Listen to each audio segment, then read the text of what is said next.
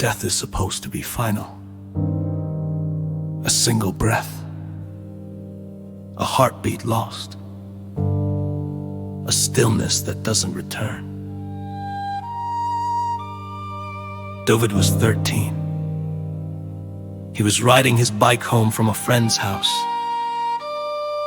A shortcut through the intersection at a blind turn. The car was going too fast. The impact was immediate, metal cracked bone.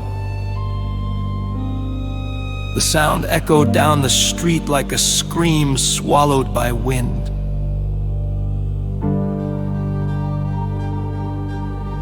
Witnesses say he flew 10 feet before hitting the pavement.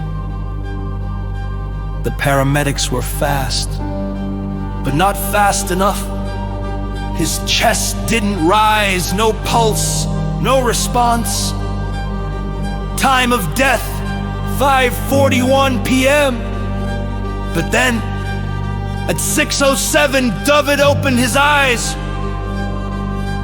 Not on the street,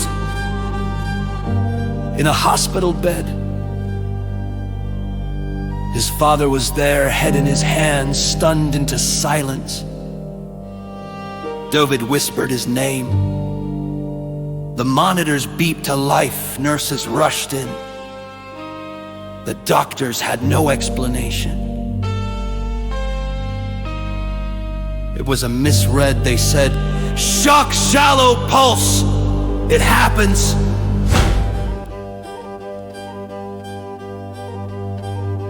Only one nurse disagreed quietly. She wouldn't look Dovid in the eyes. Later, she told his father she had checked 3 times. He had been gone. She was sure! The watcher had arrived just after the collision, not to change anything, not to mourn, only to witness. But what he saw unsettled him. The moment split for a brief second. The timeline faltered like a page half turned, then snapped back a flicker. Dovid's death should have held, but something reversed it. Not erased, rewritten. This wasn't resurrection. It was rejection. Reality had rejected Dovid's death. And Dovid felt it, not in the wound, but in the quiet.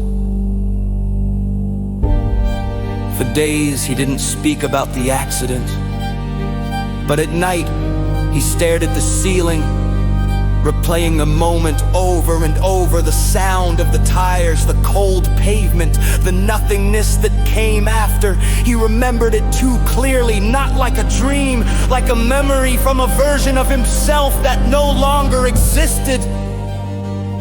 His questions grew. Was I lucky or chosen? Was I meant to return? Or did something interfere? The watcher remained silent, but even he, for the first time, found himself uncertain of what he was watching and who else might be watching too. End of Chapter 3, Collision. See you in Chapter 4, Bullet and Skin.